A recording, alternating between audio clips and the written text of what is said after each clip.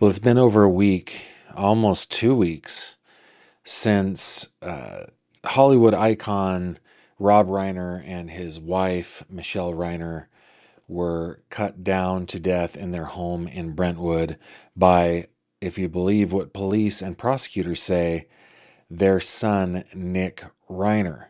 And the $64,000 question that we're all asking ourselves is why? Why did he allegedly do it? And we've got a little insight into that now, so stick around, let's talk about it.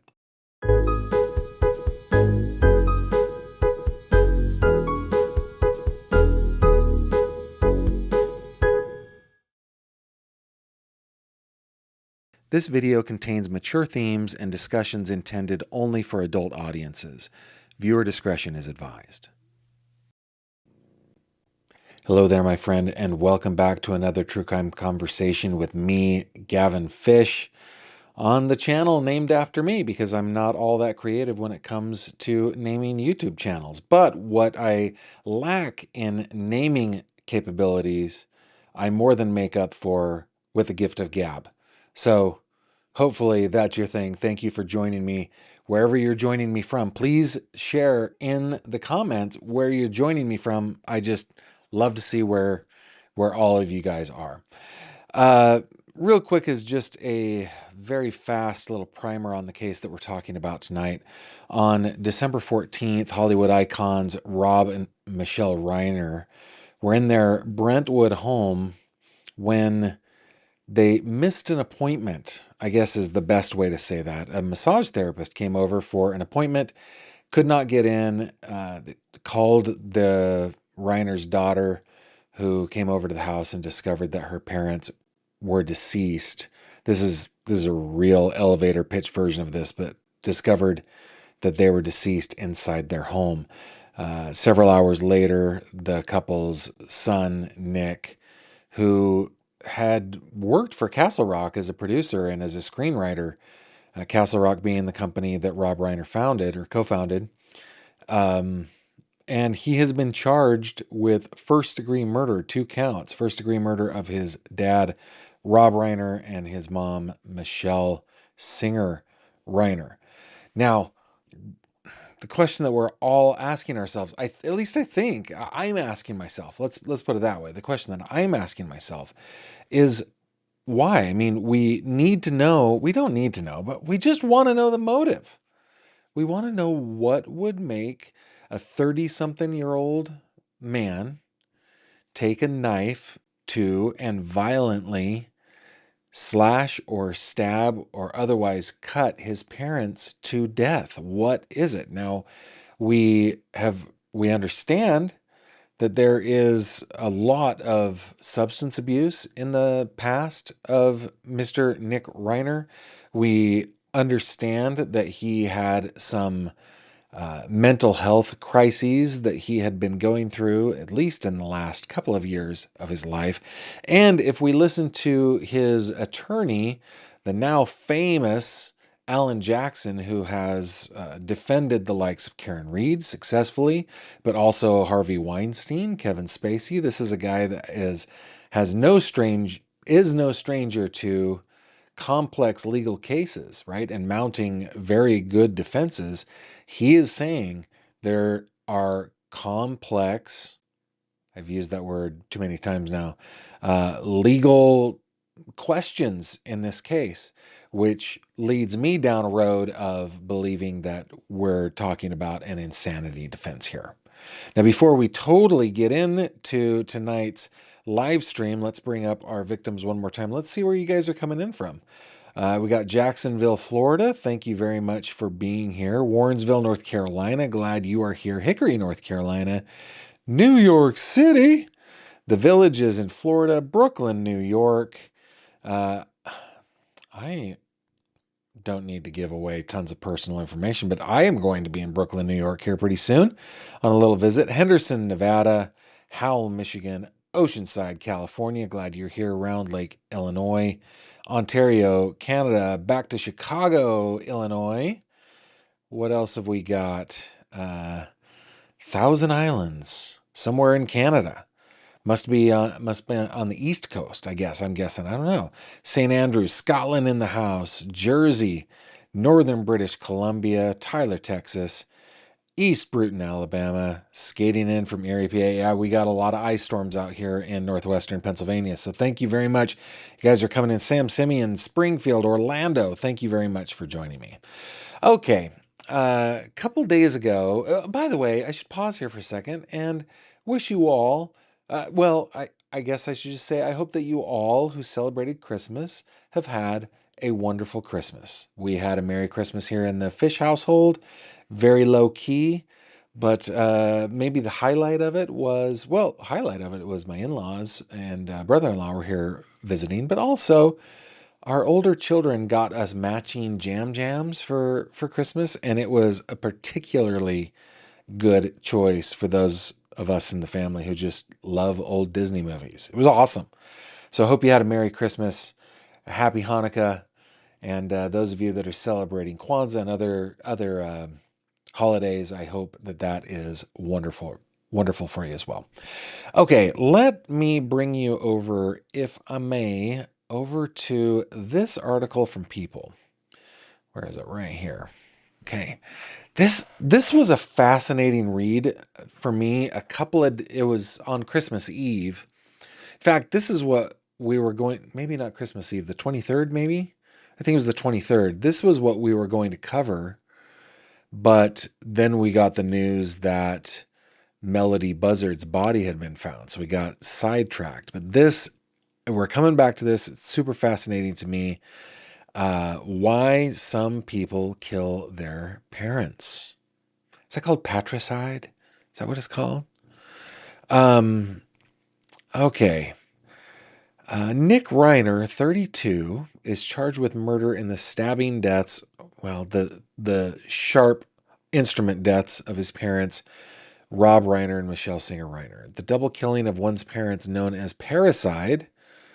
Did I say patricide? So parricide is a rare event, according to Dr. Kathleen Heide, PhD, professor of criminology at the University of South Florida and author of Why Kids Kill Parents, Child Abuse, and Adolescent Homicide. The title of the book doesn't closely match this crime, though, does it? Because she's talking about children and adolescents.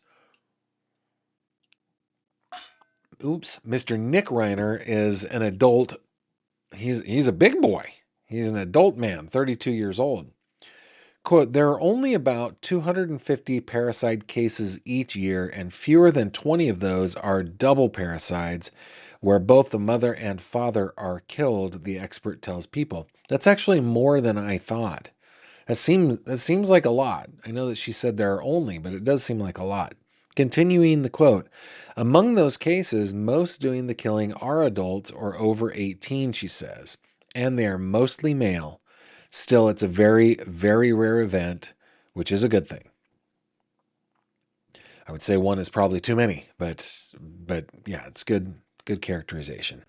When it comes to a case like the Reiners, which Heide is not involved with, she says most people want to understand how such a terrible thing could happen. That is where I am on this. Quote, it really touches home. It creates a question of could it happen to me? And that's legitimate, she says. Parents, in most cases, are the people who love you the most. And in the case of Rob and Michele Reiner, what's so horrifying is that we have every reason to believe that these were two loving, devoted, good parents.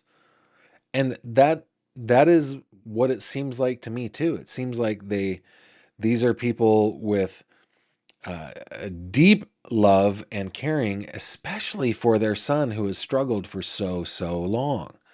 Continuing the quote, so when something this rare does happen, people tend to want to know what drove this. Heide says 4 types of children commit parricide. First is the abused offender. The first type is the severely abused offender, Heide says. It's usually a juvenile who is still living at home where there is long-standing abuse, typically physical, maybe sexual, verbal abuse, and psychological abuse. There's also almost always parental neglect. I'm going to finish this before I share my thoughts. The motive is desperation. Perhaps the person has tried other ways to get help, or maybe they've told a teacher or authorities, or they're so worried they're going to be killed or a sibling will be killed. So that's one type, and it definitely exists, more so with adolescents who feel trapped and don't have criminal records. They are quote unquote good kids. Tell me in the comments your thoughts on this type of offender. I'd really like to hear what you guys have to say and whether or not you think that Nick Reiner may qualify here. Now, I know she says it's usually a juvenile, but he was living at home or at least on the property, like in a guest house. Is it possible that he had a stunted, I guess, emotional growing up? Was there an emotional failure to launch? Was he a child? Did he feel um, desperation? Did he feel like he was trapped? I kind of feel like, of course, she's just breaking down complex psychological, I guess, things. I can't even say the right word, into four very basic categories. But is it possible that Nick Reiner could belong to this category? I would never accuse the Reiners of any type of abuse. I mean, I have every reason to believe that that is not the case. But are there other parts of this that might feel true, like emotional stuntedness, desperation? Possible. Love to hear your thoughts on that. Love to hear your thoughts on all of this. And I'm going to go back. Be sure to put GF in your comment so that I'll be able to see it easily on my end. Okay, the second is the mentally ill offender. And now I think we're getting somewhere, right? The second type of offender, according to Haida, is severely mentally ill. Quote, these individuals have a long-standing, these individuals have a long-standing history of mental illness, often schizophrenia or on the schizophrenia spectrum. Sometimes it's bipolar disorder with psychotic features, but they're typically on medication, and when the killing happens, it's frequently because they've gone off their medication. And this kind of rings true when I was telling you about this wasn't parricide, but the case that I covered here in Western Pennsylvania in the capacity of my day job as a reporter, where he had not taken his prescribed meds. He said they made him feel lethargic. Of course, then he had this major psychotic issue, and what happens? Anyway,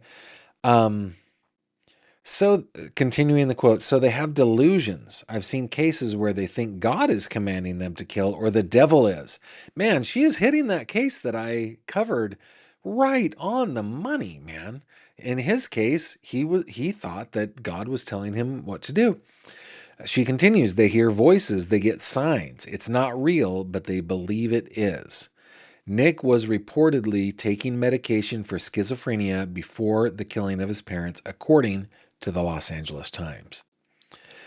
Okay, category number 3.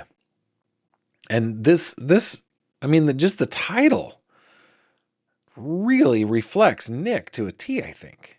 The dangerously antisocial offender. Remember, we talked about reports coming out of Conan O'Brien's holiday party, which, of course, is a giant game of telephone. We know, but the whole idea of him doing the 1,000-yard stare or interrupting private conversations or, they said the yelling thing didn't happen, but arguing with his dad, that sort of stuff. Okay, the dangerously antisocial offender. The third type of person who commits parricide. Oh my goodness, excuse me. Wow, so unprofessional, Gavin. Is classified as dangerously antisocial, Haida says. Quote, these are individuals who want to kill a parent to achieve a selfish, instrumental end. They may want their parents' money. They may believe they're being cut out of the will or want their inheritance now. In some cases, females kill for love because their parents object to their boyfriend and they want to be free to be in a relationship. She adds, in these cases, these parents are obstacles. So they think, let's remove the obstacle. Let's get rid of the parent. They really think that will make everything fine. They're not thinking about the repercussions. And this is making me wonder about, I mean, this was a very well-to-do family, very successful. I think the net worth was in the hundreds of millions here.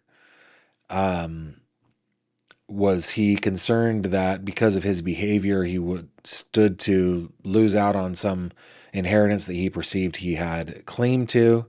That, by the way, is so just off to me. I just don't believe, and I'm probably in the minority here, but I just don't believe children have a right to their parents' things just because they are their parents' children. I love it when I hear of millionaires and billionaires just giving away everything. I think of like John Huntsman, the cancer guy, the chemicals guy, right? Kids kids got an education, they got raised. My fortune's going to charity. I like that kind of stuff. But anyway, Haida adds that antisocial offenders often have a pattern of breaking the law or being oppositional. Kind of feels like Nick to me. As a layperson sitting in the world's messiest home office in the world, it just kind of feels like it. They've also usually been diagnosed as having antisocial personality disorder. They manipulate. They're good at it. Ooh, and remember the recordings that we listened to about getting the rehab center to get him on medication. He completely manipulated that. They lie convincingly and often to get what they want. They're grandiose. Oh, goodness sake, it's not even late. And think they're the best at whatever they do. They don't take responsibility, and everything is everyone else's fault. They usually want lots of money but won't put in the effort. Interesting. Remember to tell me what you think in the live chat, or if you're in the rewatch crew or on the podcast, put it in the comments. Okay, the fourth is the enraged offender. The fourth type, she says, is the enraged offender. Quote, this is an individual who kills their parents because of conflict and they're in a state of rage, she says. Continuing the quote, there are a number of pathways to that rage, and sometimes it's abuse and neglect, but sometimes it's because the parents have been overindulgent. They want to give their kids everything and always clean up their messes. But there comes a point when they tell the child it's time to grow up and take care of themselves. These kids don't have frustration tolerance, so it leads to rage. It's almost like having a temper tantrum, but they're big and strong. Haida adds that none of the above can be determined quickly. Quote, you have to make sure to find out what drove the offender. You need to talk to them. You're not going to find out what happened in a 30-minute interview. It's always important to talk to surviving relatives to understand the household dynamics. Always get the long-term mental health medical records, their struggles, and parental involvement. All those things are critical. Close quote. As for parents who are worried it could happen to them, she says it's important to take any threats of harm seriously. We talk about this on this channel, right? Usually it's in terms of if a partner expresses that they want to do you harm, believe them, right? But same is true for anyone. If anyone expresses that they want to do you harm, believe them. Take it seriously. Haida continues her quote, I don't care what age they are. If they say I'm going to kill you, it's not an okay thing to say. Set boundaries, get them evaluated. She adds, happy and healthy kids don't kill their parents. Indeed. Most of all, she says that every parricide case she's ever evaluated or worked on is extremely sad. And we're feeling this. Well, what we're trying to do on the channel, as you guys know, is we are trying to be curious and learn lessons and try to figure out why this happened, but temper it with humanity and with kindness. Okay, so she says, they're all tragic. The parents are gone. The family is forever changed. The alleged offender's life is forever changed, and their friends are forever changed. The trauma extends to the community and everyone who knew and loved them. And of course, the Reiners had many, many people who knew and loved them. Let me go over to your comments to see what you guys are saying over here. Just get a couple of, okay, Wonderkel says, Gavin, I think there has to be an underlying serious psychological issue. I had all of that and was very much not listened to. I was self-aware enough not to even consider it. Well, I'm happy for that. Pauline Buckles says, or his medication was changed. Yeah, maybe it wasn't that he was off his medication. Maybe his medication was changed and it wasn't. And we've heard those reports, right? That they were trying to find the right medication for him. Cooler by the Lake says, if being a spoiled Nepo baby constitutes abuse, then he qualifies. His mental illness and possible brain damage from long-standing drug abuse is most likely the culprit, in my opinion. Georgia 75231 says, as a former judge, I can tell you parents who try to fix everything for their children and never allow them to have consequences raise criminals or mentally ill and or substance addicted adults. You know, I don't want to accuse anyone of anything, nor do I want to say anything that is patently untrue, but according to everything that I observe, I kind of think that way in terms of like Sam Goldberg in the Ellen Greenberg case, where Sam was reportedly, everything was fixed for him. Kid could get away with anything. He was kind of a troublemaker. So it doesn't surprise me that he would be, that he might have done to Ellen what I think he did. He's my suspect. Of course, I don't know that, but that kind of thing where you're right. They get everything handed to them. They make mistakes, but don't have to live up to the consequences of those mistakes. That's a bad recipe for sure. Pauline Buckle says, it concerns me that the Reiners left their son at the party where he could have been a danger to other guests. Well, I think the thing is that the Reiners probably didn't consider him dangerous. And remember, everything that we have heard come out of that party has been a third party telling us that. Unnamed sources, sometimes multiple sources, sometimes a single source, but unnamed sources. So we don't really know what was happening at that party. And I think that the fact that they took him, you know, when you're in your 70s, it is completely unfair that a couple in their 70s would have to be so concerned about the well-being of their son that they bring him along to their social events. I almost feel I was about to say, maybe not, maybe don't go. But they shouldn't have to worry about their 30-year-old son. That just, yeah. I don't know. It's a good comment, Pauline. Let's see. Anunya Mouse says schizophrenia tends to start in teenage years, although there are exceptions. I'm pretty sure antisocial develops earlier, grade school or before. Thanks for that. G Smiles Sarah, greetings from Colorado. This is so tragic and depressing. Sending prayers to those who may need them. God knows and is always holding you in the palm of his hands. Thank you for that. Anunya Mouse also says, so if the stealing, lying, etc. started with teenage years or the drug addiction, then I don't think it's antisocial disorder. Yeah, good. That's a very good comment. Yeah. So when I look at this, when I look at the list, if I can go back to it real quick, I kind of feel like he fits into just the mentally ill offender. That's what I think. Just feel like maybe it's an artifact of the drug abuse. Maybe it's an artifact of just genetic inheritance or behavior. And I don't even know. I have no idea. but I feel like, when we look at pictures of him, it just like, I just feel like, I feel, I feel like he checks out. We watched that video of him on the podcast where when his dad was speaking, he just kind of checked out. Like he's just not there all the time. And very sad for him, very sad for his brother and sisters, right? The whole thing. It's just so sad. Okay, come with me now, if you will. That I had um,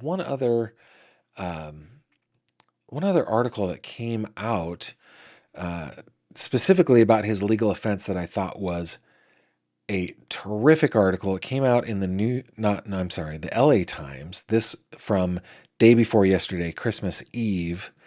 And let's take a look at this article here real quick. Inside Nick Reiner's legal defense against murder charges, written by Richard Winton from the LA Times. The slayings of Hollywood legend Rob Reiner and his photographer wife Michele have given rise to a complex, there's that word again, complex and intensely watched legal struggle involving their accused son, prosecutors, and defense attorneys who all face key strategic decisions in the coming weeks and months. Prosecutors allege Nick Reiner fatally stabbed his parents inside the master bedroom of their Brentwood home early on Sunday morning, then fled the area. They have offered no motive for the December 14th attack, but Nick Reiner struggled with addiction for years, and he had been prescribed medication for schizophrenia at some point before the killings, according to two sources with knowledge of the criminal investigation. Very interesting. Like two sources with knowledge of the investigation. Sources have also said he got into some kind of argument with Rob Reiner at a Christmas party hours before the slaying.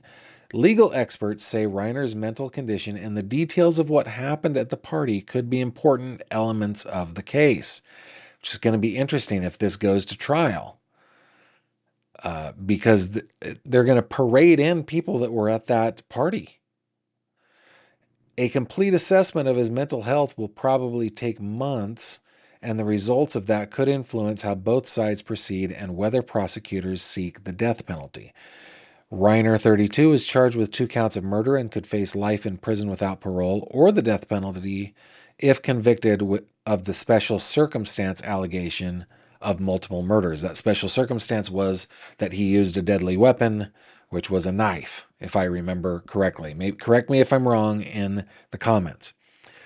Reiner appeared in court December 17th wearing a blue suicide prevention smock, a so-called turtle suit, which is issued to defendants who pose a risk of self-harm. A judge approved attorney Alan Jackson's request to continue Reiner's arraignment to January 7th, which we'll be watching for. Oh, guys. I think I'm just coming down from a Christmas high. I'm crashing here. Crashing. Lou Shapiro, a Los Angeles defense attorney, said he expects that Jackson is now working to evaluate Reiner's history of mental health and state of mind during the commission of a crime. That is going to take time for the experts to prepare a report. Those findings could be the basis for discussions of a plea deal or the beginning of an insanity defense, according to Shapiro and others. Remember, if he invokes an insanity defense, the burden is shifted. The prosecution typically has to prove that there was a murder and that all the elements of murder, including who done it, if it's a typical case. But if the defense is saying temporary insanity, they're basically saying, no, he did it. So the prosecution doesn't have to prove anything. Now the defense has the burden beyond the preponderance of the evidence that he was legally insane at the time he did it. And that's actually, I mean, the preponderance of the evidence is a lower bar than beyond a reasonable doubt, but it's still a very high burden. Continuing the article, the brutal killings of the Reiners stunned the world, and the stakes are going to be high for Los Angeles County District Attorney Nathan Hochman and his staff, who have vowed justice for the beloved couple. Shapiro said Hochman is unlikely to consider a punishment less than life without the possibility of parole, since he has already alleged special circumstances. Quote, it's going to be hard for him politically to walk that back, Shapiro said. Nima Rahmani, a former federal prosecutor, agreed but said he would be surprised if prosecutors sought the DP. Quote, California hasn't carried out an execution in decades, and Newsom has placed a moratorium on the penalty, he said. It's still highly unlikely that Nick is executed, but the possibility of the death penalty may be used by the prosecution to leverage a plea. More likely, this won't be a capital case, and it will go to trial because the prosecution won't offer anything less than life without the possibility of parole. And if that is true, if he thinks the prosecution is kind of stuck politically and cannot offer anything less than life without the possibility of parole, then it's going to trial. I mean, there's no incentive for somebody to plea to a crime where they're looking at life, right? The Conan O'Brien party could be key. Tell me what you think about that. Maybe I'm wrong. The case is in its earliest stages, and prosecutors have presented very little evidence against Nick Reiner, including forensics, videos, or other data. So it's impossible to know precisely what will happen next. Prosecutors have not commented on the allegation that Rob and Nick Reiner exchanged words at Conan O'Brien's Christmas party. Some family friends told the Times the clash had been overblown. We talked about that in our last video about this case, but Rahmani said prosecutors could use it. He said it could be used as evidence of premeditation. Quote, if you get into an argument with someone and you come back with a weapon, that's premeditation, close quote.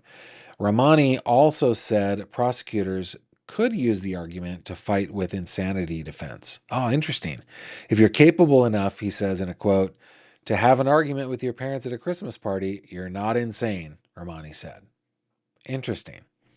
Okay, the insanity defense has challenges. Defense attorney Dimitri Gorin, a former LA County prosecutor, said Jackson's first task is assessing his client's mental health. This is going to take so long, that assessment. I mean, think about the case of Kevin Mullins, right? We have been looking at the case of Kevin Mullins since September of 2024.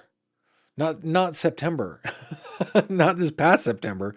It's well over a year, and we still aren't to the point that we have any assurance that there's going to be an insanity defense here, right? So this one is going to take a long time.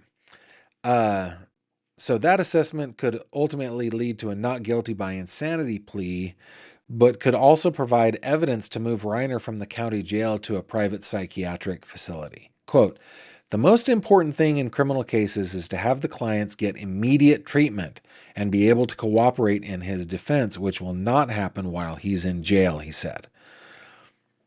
Yeah, it's very difficult to get the right medication and so forth when you're in jail. Gorin said that the insanity defense is particularly tough in California, and that in rare cases it must be proved that a defendant did not know right from wrong. Quote, the burden of proof is on the defense in an insanity case, and the jury may see the defense as an excuse for committing a serious crime, he said. The jury sets a very high bar on the defendant because it understands that it will release him from legal responsibility. Of course, if he's found not guilty by reason of legal insanity, he still would be committed somewhere. Sources told the Times that after the killing, Nick Reiner went to a hotel in Santa Monica. He was arrested on Sunday night near USC. His overall movements that day remain unclear. Neither Jackson nor prosecutors would comment on the direction of the case. Okay, the last little bit here.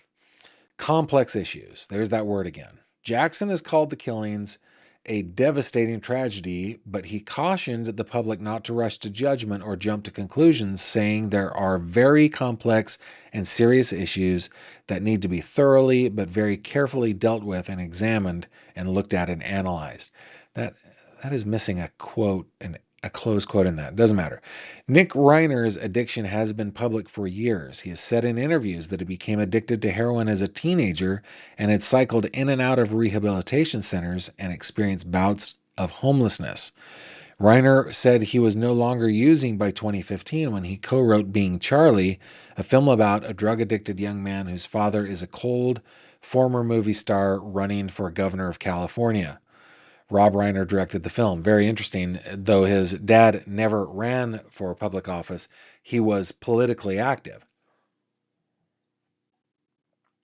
and actually ran, or was at least the primary celebrity behind several campaigns, not only for office but also for what do they call those? Uh, for propositions in California. I remember when we lived there. Nick Reiner has no criminal history, and at the time of the killing was living in the back house of the Reiners' property. Let's see what you guys are saying over in the comments. I am curious. Let's bring up our victims one more time. That's an older photo, of course, but let's see. J Londo 9161 says, Gavin, this reminds me of two other recent parricide cases, that of the Guy family in Tennessee and that family in Wisconsin. Do we see similarities in the relationship of those families to those sons? We'll have to take a look at it. Yeah, the case, the parricide case that immediately just came to my mind, obviously it's an obvious one. It's the Menendez brothers, right? But in that case, that was one where they were saying that they were terribly abused by their parents.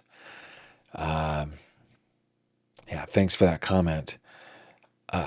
Sunshine 22XYZ, Gavin, what do you make that Nick was wearing different clothes and had black backpack when arrested, when he had a red backpack?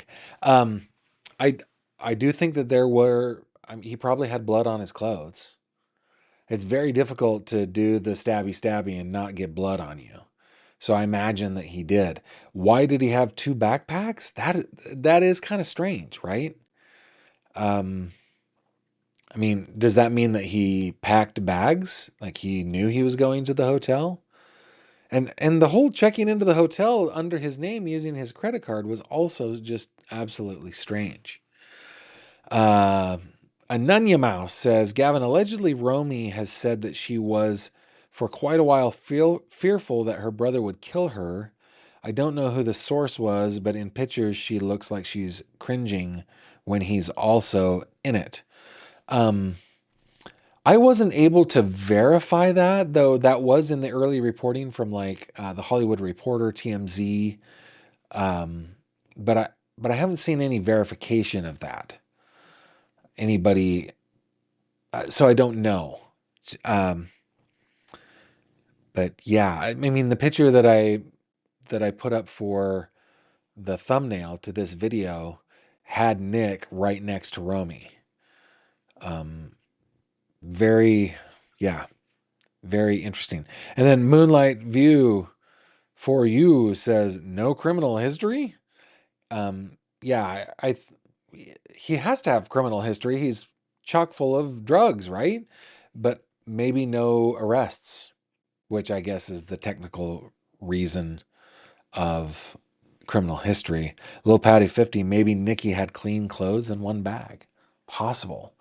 So, I mean, this is something to think about. I mean, I think it will satiate my curiosity quite a bit when we start to hear a little bit about motive, because right now it's all speculation, and of course we're trying to temper that with humanity, right, and compassion.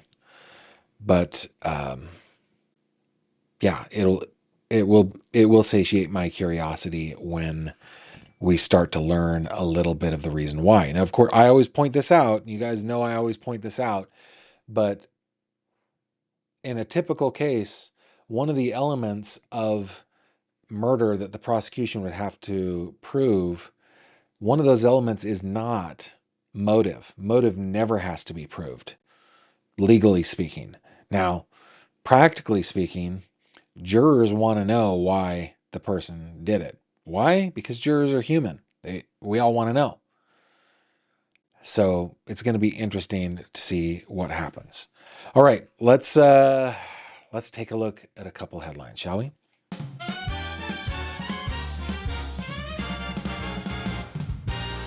True crime headlines. Pow. Okay, in this segment, we just go through, take a look at some of the cases that we are following. This one is a case that we are definitely following. Ashley Buzzard, who was arrested, 2 days ago or 3 days ago in the murder of her daughter, Melody.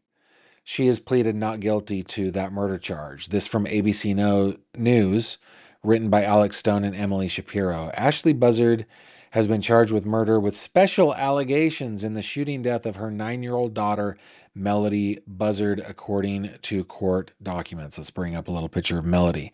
The special allegations charge claims that Ashley Buzzard personally and intentionally discharged a firearm, causing death, and committed the murder by means of lying in wait. Ooh. She entered a not guilty plea at her arraignment on Friday, according to Santa Barbara ABC affiliate KEYT. So today is when she entered her plea. Ashley Buzzard was arrested on Tuesday for allegedly killing Melody, who was shot in the head and found dead in a rural area of Utah in early December, according to Santa Barbara County Sheriffs. And we covered this in pretty great detail on Tuesday. So that's number one. Number two, Nova Scotia missing kids, Jack and Lily Sullivan. The case extremely rare, according to one Mountie. It's been 8 months since Lily and Jack Sullivan disappeared, and a Nova Scotia RCMP criminal operations officer says in his 30 years of policing, he's never seen a case like this. Of course, Jack and Lily Sullivan, if you guys remember, let me bring up their photo here. 2 little kiddos, ages 4 and 6, who reportedly disappeared out of their parents', their moms and their stepdad's rural Nova Scotia home. This is a picture of the home here back in, 8 months ago. When was that? Was it in April, I think, that it happened? Anyway, continuing the article, quote, "It's extremely rare. I've never seen it across my career, but while it's rare, what's the part that isn't rare is the complexity of the case, like why it's taking so long, because these investigations have to be done in a methodical approach," Dan Morrow said in a year-end interview with Global News. "It started to generate a lot of national media attention and even international." Yeah. The 6 and 5-year-old siblings, they're saying, I remember it being 6 and 4 at the time, were reported missing from their Lansdowne Station home in rural Pictou County on May 2nd. An extensive search followed their disappearance, with agencies from across the region using search and rescue volunteers, drones, police dogs, and helicopters.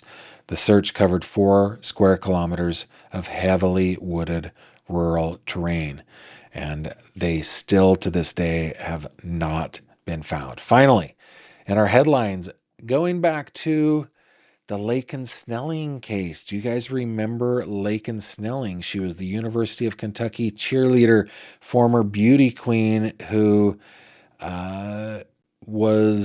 she's accused of killing her infant, who she gave birth to live and then ignored it, I guess, neglected it. Her, I don't know what the baby was. Okay, UK medical records subpoenaed for Laken Snelling after infant death, says the headline. Prosecutors in the case against Laken Snelling, the former University of Kentucky student charged in the death of her newborn infant, have requested medical records that could be related to the case from the University of Kentucky Medical Center, according to new court records. According to Fayette County District Court records, a subpoena was delivered to UK Medical Center on December 10th, requesting all records on Snelling created since August 2024 by January 20th, 2026. The subpoena was returned December 22nd, records show. Snelling, 21, is facing charges of concealing the birth of an infant, tampering with physical evidence, and abuse of corpse. During a September 26 hearing, a judge sent the case to the grand jury. Snelling was a University of Kentucky senior, not United Kingdom. UK in this case stands for University of Kentucky. She was a senior and a member of the university's stunt team. She was placed on home confinement with electronic monitoring, according to court records. Now, this is a case that has been silent for months, so it's good to see that there is something happening in the case. Let's see. I just want to make sure. Yeah, I will come to your comments at the end, but my wife has been reminding me, my sweetie pie, my snuggly bear, my one and only, that I need to do the next segment correctly. I've been messing up, everybody. She's been giving me notes. They're good notes. Let's get into it. 3 questions. It's 3 questions with Gavin Fish. Pow! Okay, this is the final segment of the show, everybody. And in this segment, I answer 3 questions that you sent to me. You can send me 1 question. You can send me 100 questions. But I answer 3 at a time. That's the way it goes. Just send them to 3questions@gavinfish.com, 3questions@gavinfish.com, and I will endeavor my best. In fact, I solemnly promise that when I answer these questions, I will do so truthfully, and I will not dodge questions. You can answer hard ones, or you can ask hard ones, you can ask easy ones. And I've been getting a slew of easy ones lately, I gotta say. Okay? Let's go into question number 1. Do your older kids watch you on YouTube, and do they give you any feedback on it? The answer to that question is no. None of my children are into true crime. They like that I have a YouTube channel, I think. They encourage me as far as like keep working hard, keep going at it. They talk to me about some creators and the different genres and niches that they like, some things that those creators do, and give me ideas on how I might be able to I guess tweak them for true crime. But do they watch me? No, they don't. And actually, it feels pretty good that they don't. It's just, I don't think, Kimberly, if you're watching right now, I don't think that this is one where I can do what you want me to do, but let's keep going. Okay. Question number 2. What is your favorite Christmas song? This one came a little late. I'm answering it a day late. What is my favorite Christmas song? I think I'm kind of a sucker for Little Drummer Boy, honestly. I like that song. I think it's cute, and I've got good memories of like doing an arrangement on the ukulele with the kiddos and singing it for, grandpa and grandma and stuff like that. So what, in the comments, tell me your favorite Christmas song. Any of you like Little Drummer Boy aficionados like me? That's probably my favorite. Oh, no, it's not my favorite. Guys, listen. My parents had, and you got to tell me if you had this album, you got to tell me in the comments, okay? But my parents had a double album. It was on vinyl, and it was the Osmond Family Christmas.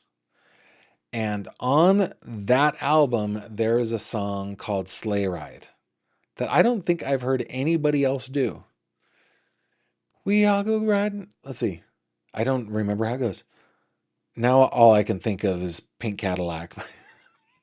Hold on.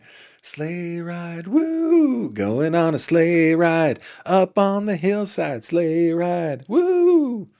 Will we take it slow? You know the answer is no. We're gonna go just as fast as we can. That was my favorite growing up. I loved it. Whoa, excuse me. So tell me if you had that album and tell me what your favorite Christmas song is. All right, last question of the night. Do you watch or listen to any creators outside of true crime? Hey, if the person who asked this probably is pretty new to the channel. I've been at this for almost 5 years, I think. But I am not a classic true crime lover. I was brought into it by my friend Rick, and I watch other channels. I watch Grizzly, and I watch Plunder. I watch, Courtroom Confidential. I watch Surviving the Survivor, and then of course Cheryl and Dale. I love Sherilyn; she's my pal. Uh, Stephanie Harlow, stuff like that. But it's usually because I am researching a case or I want to hear what other people are saying about a case that I'm covering. I don't typically watch true crime because I can't get enough true crime. I'm sorry if that is disappointing to hear. What I like to watch, I love makers. I like Colin Furs. I like Zyla Foxland. I like Ali Spagnola. I like, I like to make stuff. Um, there's a whole bunch. That is one genre that I really like. And tell me the ones that you like, because we we can't all just be listening to true crime all the time, can we? There's got to be other stuff too. And so I like makers. I also really like homesteaders. Like I don't know. I could never do it, but I really love that they do it.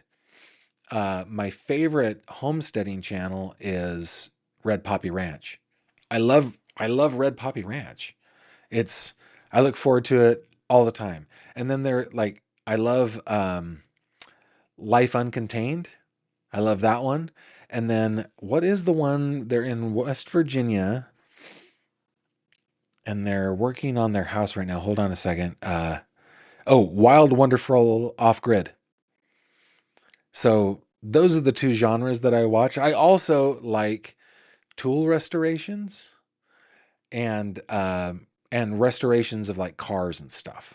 So that's what I usually watch, and I watch way too much YouTube. I love it. So let me go over to your comments to see what you guys are saying. Let's bring it, and those are my answers to the three questions. Let's see if you guys are saying anything. Do they know it's Christmas after all? Is a favorite Christmas song. Little Patty likes Little Drummer Boy by Pentatonics. Yeah. Sally says you did have the album. Nice. Garth B. Nuts says love the Osmonds. Yeah, that was a good one. Jess Ducky says I remember an album cover for Bing Crosby Christmas. Yes, that is good. Mooney loves Little Drummer Boy. Little Drummer Boy is pretty awesome. It's pretty great. I love it.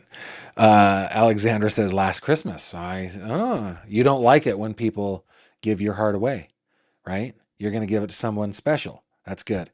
Sally also says I watch Homesteaders and Nomadic Crowd, how they make all that hard 1800s living look fun and easy. Yeah. Yeah. And Holly Jolly Christmas is a good one. And Beth says, I'm addicted to BookTube. I'm a huge reader. Hey, I am on a mission in 2026 to read 6 novels. And I know that doesn't sound like much, but I read tons of nonfiction. I don't read fiction almost ever. The last fiction piece that I read was like 2 years ago, and it was Don Quixote. Now, I'm starting off with A Tale of Two Cities. I feel like I don't have enough Dickens in my life, so I'm gonna do some Dickens. So BookTube, gotta check BookTube. Wonderkel says tiny houses. That's a cool little niche. And then Analytical One says I like dumpster diving channels. Isn't it cool how we all have these different interests? I don't know. YouTube is a wonderful place that makes wonderful content. I really love the end of the year because in the maker world, they do a gift exchange, and I think it's hilarious. I think it's awesome. So, yeah, those are the 3 questions. I got to do my outro. It's 3 questions with Gavin Fish.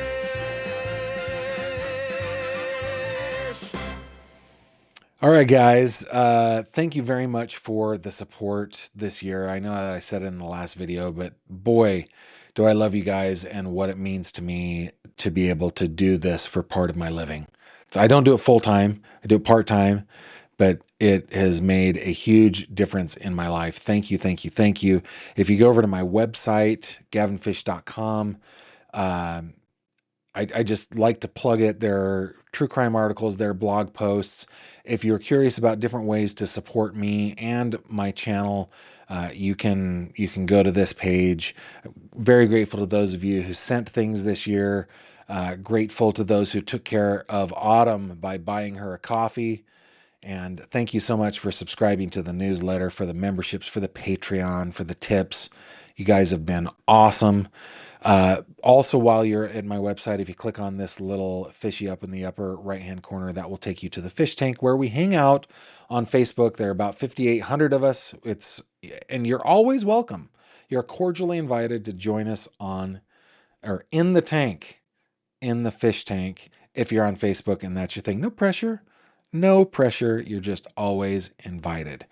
Wanted to just bring up the calendar one more time. So today is Friday and it's Kwanzaa. Happy Kwanzaa to those who are celebrating it. We will be off tomorrow and Sunday, and then back on Monday the 29th, Tuesday the 30th, and then I'm taking New Year's Eve and New Year's Day off, and that will be our schedule for next week. I hope that you guys have a terrific weekend. If I don't see you in the tank, I hope to see you back here on Monday, 6 p.m. Eastern Time, right at this very channel to continue our next true crime conversation. And until then, I bid you adieu, and I will see you then. Take care of yourselves.